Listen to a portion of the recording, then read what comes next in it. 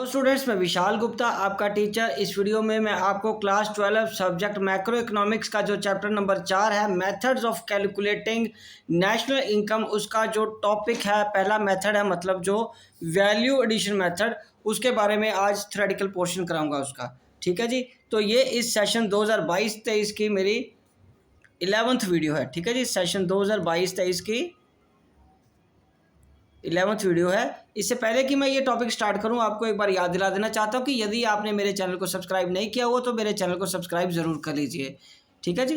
तो चलिए स्टार्ट करते हैं हम इस टॉपिक को। Circular flow model reveals that national income can be viewed from 3 different angles.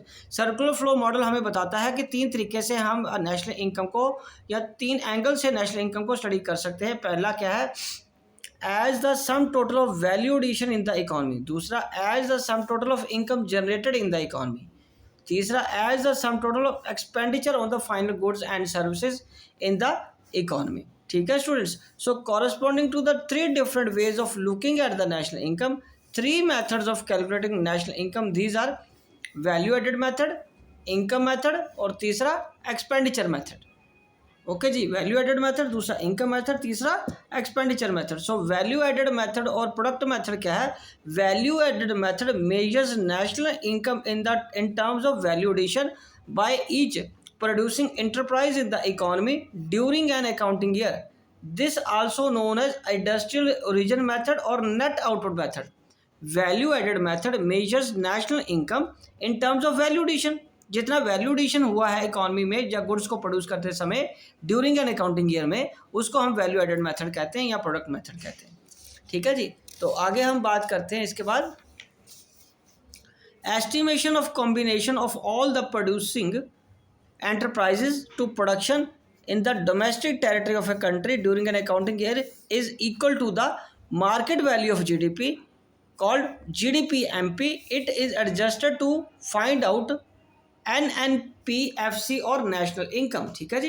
तो एस्टिमेशन ऑफ जो contribution of all the producing enterprises है प्रोडक्शन के लिए डोमेस्टिक टेरिटरी को कंट्री का, ठीक है जी, वो किसके इक्वल होता है? उसकी मार्केट वैल्यू ऑफ जीडीपी के इक्वल होता है, उस सब का value addition.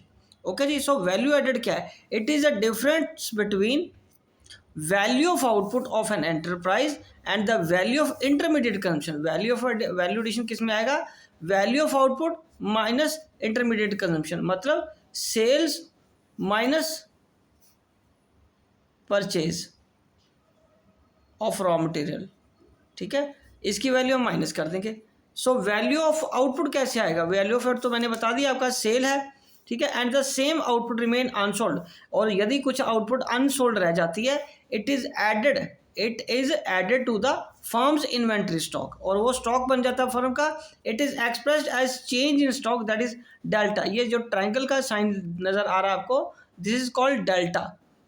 Okay, during the year. In such a situation value of output is measured as the sum total of sales during the year and the change in the stock during the year. Okay जी। तो चलिए आगे हम discuss करते हैं कि value of output कैसे calculate करते हैं। वैल्यू ऑफ आउटपुट में क्या आ जाएगा? Sales plus delta stock. If some output remains unsold during the year, change in stock delta stock किसका हो जाएगा? Closing stock minus opening stock. Closing stock minus opening stock. Intermediate consumption, it refers to the value of non factor inputs call input other than factors, input of land, labour, capital and entrepreneurship. ठीक है जी। तो ये वो non factor inputs हैं, जैसे raw material वगैरह भी हो गया। Primarily it includes the value of raw material used in the process of production. Okay जी। So measurement of national income using value added method. तो GDP-MP कैसे आएगा? Gross value added by all producing enterprise within the domestic territory of a country during the period of 1 year. Okay, ये क्या है? GDP. और उसका दूसरा नाम क्या है? Market value of final goods and services produced in the economy during the period of 1 year. During the period of 1 year, ये आपका क्या होता है? GDP-MP, gross value added by all the producing enterprises within the domestic territory of a country during the period of 1 year. और ये क्या है? Market value of final goods and services produced in the economy during the period of 1 year. Okay जी। तो उसके बाद क्या है, हैविंग एस्टिमेटेड जीडीपी एमपी, उसको एमपी को जीडीपी एमपी को एस्टिमेट करने के बाद we find out that NNP FC in terms of the following equation. पहला जीडीपी एमपी माइनस डेप्रिसिएशन कर दोगे तो क्या आ जाएगा, एनडीपी एमपी। क्या आ जाएगा बेटे, एनडीपी एमपी। और उसके बाद एनडीपी एमपी में नेट इनडायरेक्ट टैक्सेस माइनस कर दोगे तो क्या आ जाएगा, एनडीपी एफसी। और NDP FC plus factory income from abroad क्या आ जाएगा, एनएनपी एफसी। क्या आ जाएगा, NNP FC. As noted earlier, national income is often identified with NNP FC. ठीक है जी। और जो नेशनल इनकम है किससे डिनोट की जाती है, एनएनपी एफसी से। To sum up, GDP MP is equal to market value of goods and services. और उसके बाद एनडीपी एमपी किसके बराबर आता है, वो जीडीपी एमपी में से डेप्रिसिएशन माइनस करने के बाद। और तीसरा है national domestic product at factor cost, कैसे आएगा उसके बाद, एनडीपी एमपी में से जो सेकंड पॉइंट है उसमें से इनडायरेक्ट टैक्सेस को, नेट इनडायरेक्ट टैक्सेस को माइनस कर दीजिए। और लास्ट में एनएनपी एफसी किसके बराबर आएगा, एनडीपी एफसी, ये जो ऊपर आपने कैलकुलेट किया उसमें से net factor income from abroad add कर लीजिए तो आपका नेशनल इनकम आ जाएगा। ठीक है। तो ये जो एनएनपी एफसी है इसी को ही हम क्या बोलते हैं, नेशनल इनकम। ठीक है जी। चलिए अब आगे डिस्कस करते हैं precautions regarding value addition method. Precautions कौन से हैं, कौन सी सावधानियां रखनी है वैल्यू एडिशन मेथड को यूज करते हुए। Value of the sale and purchase of second hand goods is not included in the estimation of value added और जीडीपी। उसके बाद दूसरा, commission earned on account of the sale and purchase of second hand goods is included in the estimation of value added. तीसरा, on account of production और of goods of the producing unit is taken into account while estimated value added. तीसरा, imputed value, imputed value मतलब estimated value, estimated value of production of for self consumption. ठीक है, वो भी हम add करेंगे। Value of intermediate goods is not to be included in the estimation of value addition. 6 point, imputed rent of the owners occupied house is to be taken into account. जैसे imputed value of production of self consumption is to be taken, उसी तरह imputed rent of the owners occupied home is to be taken into account. मतलब ये भी हमें add करना है national income में। Service for self consumption are not considered while estimating value addition. Services को हम नहीं लेते वैल्यू एडिशन में जो अपने लिए यूज करी हैं, ओके, सेल्फ कंजम्पशन के लिए। उसके बाद problem of double accounting, double counting का मतलब 2 बार काउंट हो गया, and the ways to avoid it. किस तरीके से हम इसको देख सकते हैं, प्रॉब्लम को पहले समझना कि डबल काउंटिंग कैसे होती है और उसको कैसे अवॉइड कर सकते हैं। Problem of double counting arises when the value of certain goods is counted more than once.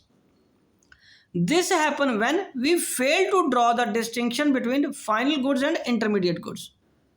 ठीक है जी, जब हम फाइनल गुड्स और इंटरमीडिएट गुड्स का डिफरेंस भूल जाते हैं, फिनिश कर देते हैं, ठीक है, या इग्नोर कर देते हैं, हमें समझ नहीं आता कि फाइनल गुड्स और इंटरमीडिएट गुड्स का डिफरेंस क्या है, उस समय ये प्रॉब्लम अराइज होती है। ठीक है जी, तो इसको दूर कैसे कर सकते हैं। As far as an individual entrepreneur is concerned, it sells its good, वो तो अपने गुड्स बेचता है as final goods, treated as sales as final goods, चाहे वो इंटरमीडिएट गुड्स ही उसके लिए दूसरी फर्म के लिए हों। But while calculating national income through value addition method to classify final goods and intermediate goods is very important depending upon the end use। क्योंकि national income calculate करते वक्त हमारे लिए फाइनल गुड और इंटरमीडिएट गुड्स को understand करना बहुत ज़रूरी है, बिकॉज उसका एंड यूज कहाँ हो रहा है वो मायने ज़्यादा रखता है। उसके बाद 2 ways to avoid it। The problem of double counting is avoided in case either of the following 2 methods is adopted for the estimation of GDP. पहला क्या है, final output method. According to this method final goods and services are to be considered in the estimation of GDP, intermediate goods are not to be considered.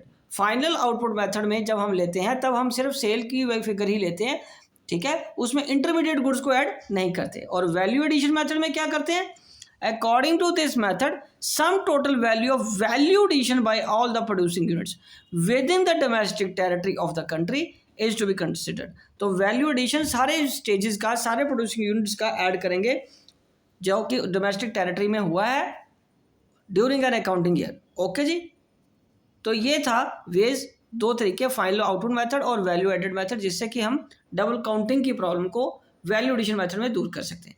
तो students ये था सारा topic, value addition का formula, साथ उसके precautions and problems, और value addition method को मैंने आपको एक्सप्लेन करके दिया है। आई होप कि आपको अच्छे से समझ आ गया होगा। अब इस अगली नेक्स्ट वीडियो में हम इसके प्रैक्टिकल्स करेंगे। ओके जी, डन।